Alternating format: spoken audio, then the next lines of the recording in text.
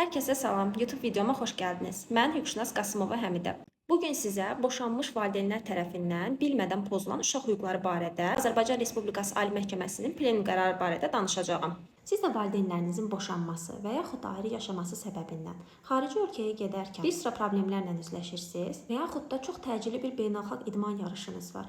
Lakin valideynləriniz boşandığı üçün digər valideyninizin razılığı lazımdır, amma o da razılıq verməkdən imtina edir. Yaxud da valideynlərinizin boşanması halında bir valideyninizin himayəsində olduğunuz üçün digər valideyninizlə xaricə getməyinizi məhdudlaşdırırlar. Sualı belə verin. Yoldaşınızdan boşandığınıza görə övladınızı özünüzlə xaricə apara bilmirsiniz? Və yaxud da boşanmısınız, uşaq himayənizə verilib və artıq siz xaricdə yaşamaq istəyirsiniz, amma qarşı tərəf buna icazə vermir. Bu halda nə edə bilərsiniz? Hazırda məhz əlimdə olan Azərbaycan Respublikasının Ali Məhkəməsinin plenum qərarı tam bu məsələləri tənzimləmək üçündür. İlk olaraq müəyyənləşdirək. Uşağın hansı valideynlə qalacağı necə müəyyənləşdirilir?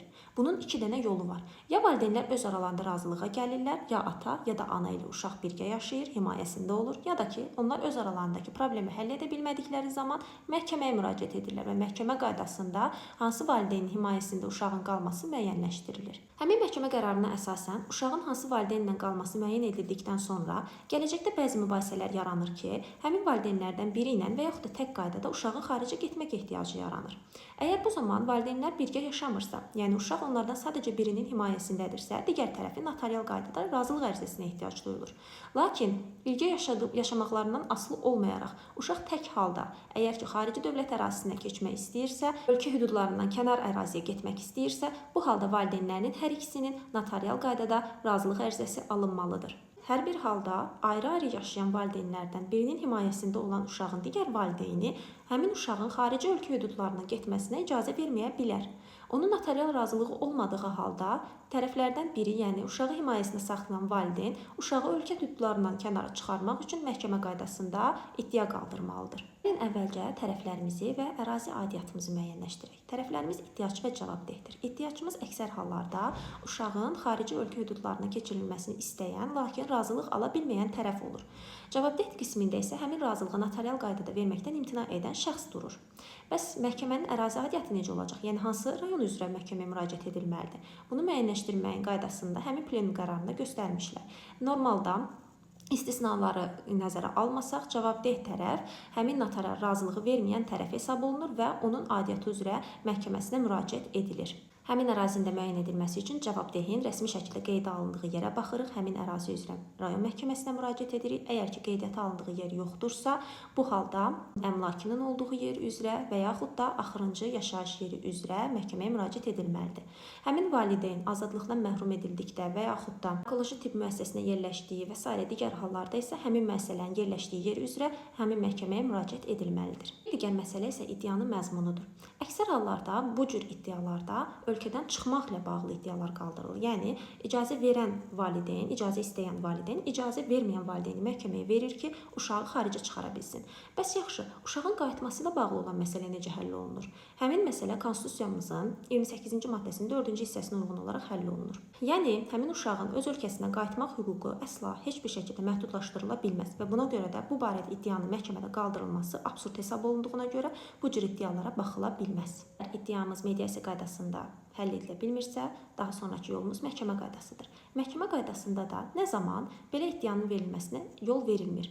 Bu halda baş verir ki, tərəflərdən biri ölmüş olduqda, ölmüş və yaxud da itkin düşmüş hesab olunması barədə qanuni qüvvəyə minmiş məhkəmə aktı olduqda, valideynlik hüquqlarından məhrum edilmə haqqında qanuni qüvvəyə minmiş məhkəmə aktı olduğu hallarda digər valideynin razılığı artıq o mövcud olmadığına görə tələb olunmur və bu zaman həmin tək valideyn icazə almadan həmin uşağı ölkə hüdudlarından kənara çıxarmaq hüququna malik olur. Məhkəmə belə mübahisələrə baxarkən sadəcə valideynlərin fikirlərini dinləmir. Əlbəttə ki, burada uşaqların da qatqısı böyükdür.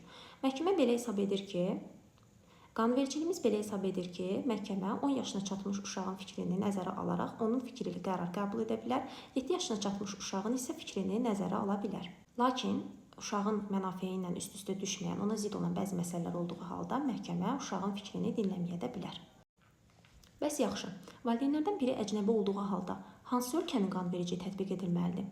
Həmin Ali Məhkəmə plenum qərarında qeyd edilir ki, əgər həmin uşağın biri əcnəbi olan valideynləri birgə yaşayırlarsa, bu zaman onların birgə yaşadıkları ölkənin, əgər ayrı yaşayırlarsa, uşağın vətəndaşı olduğu ölkənin qanunvericiliyi bu münasibətlərə tətbiq edilməlidir. İndi biz belə izah edəndə hamı fikirləşir ki, uşaq kimin himayəsindədirsə, o sadəcə iddia qaldırıb uşağı xaricə apara bilər. Amma bu belə deyil. Plenum qərarında həmçinin qeyd edilir ki, bu barədə ayrı seçkiliyə yol verilmir. Yəni, uşaq kimin himayəsindədirsə, mütləq o onu xaricə aparmalıdır deyə bir şey yoxdur.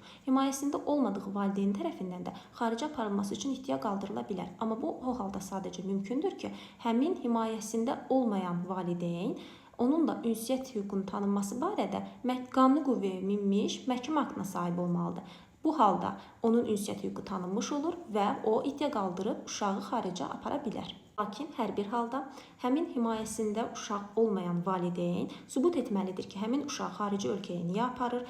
Bununla bağlı müəyyən mötəbər sübutlar, ilkin sübutlar təqdim etməlidir. Əgər uşağı himayəsinə götürmüş olan valideyn digər valideynin onu xaricə daimi aparmaq, köçmək, orada yaşamaq məqsədi ilə apardığını sübut edərsə, bu halda iddia rədd edilməlidir. Uşağın iddiaçı ilə xarici ölkəyə getmək hüququ tanındığı halda, bu barədə iddiaçının icra məmuruna həmin səfərin tarixi, yeri, vaxtı barədə məlumat vermə öhdəliyi var. Qanunvericilik belə hesab edir ki, uşaq kimin himayəsindədirsə, o onu xaricə apararkən heç bir sübut etmə yükü daşımır. Çünki o, əgər onu himayəsinə götürübsə, məhkəmə onu onun himayəsinə veribsə, demək ki, onun üçün hər şeyin ən yaxşısını düşünür, onun dünya görüşünü, təhsilini, müalicəsini və s. düşünərək xarici ölkəyə aparılmasını istəyir. Bu halda onun sübut etmə yükü yoxdur. Amma iddiaçı əgər başqa ölkədə daimi yaşamaq məqsədi ilə, köçmək məqsədi ilə gedirsə, bu halda o, bunun uşağın mənafeyinə uyğun olmasını sübut etməlidir. Bəzi hallar olur ki, bu zaman təcili vəziyyətlər yaranır. Məsələn, uşaq idman yarışına qatılır və bu da xaricdədir. Digər valideyn onun getməsinə icazə vermir ya da tibbi müalicəyə getməlidir və yaxud da təhsillə bağlı bir imtahana getməlidir və qarşı tərəf valideynin buna icazə verməməsi onu yubandırır və bu hüququnun itməsinə səbəb olur. Bu hallarda məhkəmə belə hesab edir ki, digər tərəfin razılığı olmadan müvəqqəti təminat tədbiri tətbiq edərək həmin uşağın müvafiq konkret müddətlərdə xaricə gedib gəlməsini mümkün etmək olar. Müvəqqəti təminat tədbirinin tətbiq edilməsi sadəcə bu halda yox, ikinci bir istisna halda da mümkündür. Bu o zaman mümkün ola bilər ki, tutalım ki, iddiaçı uşağı apardığı yer müəyyən bir xəstəlik olan epidemiya zonasıdır və yaxud da təbii fəlakət zonasıdır. Orada kütləvi ixtişaşlar baş verir və qarşı tərəf hesab edir ki, uşağın həmin ölkəyə getməsi yol verilməzdir. Amma məhkəmə davam edir və bu zaman müvəqqəti təminat tədbiri tətbiq edərək həmin uşağın ölkədən çıxışını müvəqqəti şəkildə məhdudlaşdırmaq hüququnu cavabdeh özündə saxlayır. Sona qədər dinləyən hər kəsə təşəkkür edirəm.